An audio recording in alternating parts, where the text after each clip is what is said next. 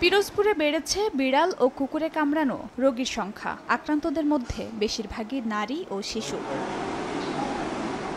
জেলার ৭ উপজেলা ও পাশের জেলা থেকে প্রতিদিন রোগীরা চিকিৎসা নিতে আসেন পিরোজপুর জেলা হাসপাতালে। তবে প্রায় ৬ মাস ধরে সরকারিভাবে র্যাবিক্স ভ্যাকসিন সাপ্লাই দিচ্ছে না স্বাস্থ্য অধিদপ্তরের সিডিসি বিভাগ। ভ্যাকসিন সরবরাহ না থাকায় সেবা নিতে আসা রোগীদের ৪ জন মিলে বাহিরের ফার্মেসি থেকে ৫২০ টাকা দিয়ে কিনতে হয় ভ্যাকসিন। এতে চরম ভোগান্তিতে রোগী ও তাদের স্বজনরা। দ্রুত সমাধান চান ভুক্তভোগীরা। আমরা জানতাম আগে এখানে ভ্যাকসিন ফ্রিতে পাওয়া যায়, তো এখন পাওয়া যাচ্ছিল না বলে আমরা বাইরে থেকে কিনে আনছি। এখানে ভ্যাকসিন না থাকার কারণে আমরা বাইরে থেকে কিনে নিয়ে আসছি।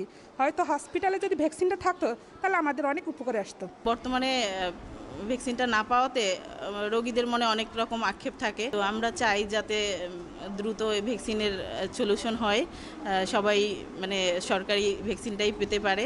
ভোগান্তির কথা স্বীকার করে সিভিল সার্জন বলেন, চাহিদা অনুযায়ী র্যাবিক্স ভ্যাকসিনের সরবরাহ দিতে পারছে না সিডিসি। প্রতিদিন ৩০ থেকে ৪০ জন পেশেন্ট আসে, তো আমরা তাদেরকে চেষ্টা করি প্রত্যেকে ভ্যাকসিন তাদেরকে দেওয়ার জন্য সরকারিভাবে।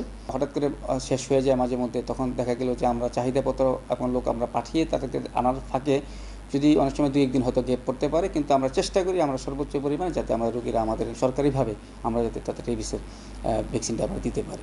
গত ৫ মাসে জেলা হাসপাতালে চিকিৎসা নিয়েছেন প্রায় ৬ থেকে ৭ হাজার রোগী। জলাতঙ্কে গত ২ বছরে জেলায় মারা গেছে ৩ জন।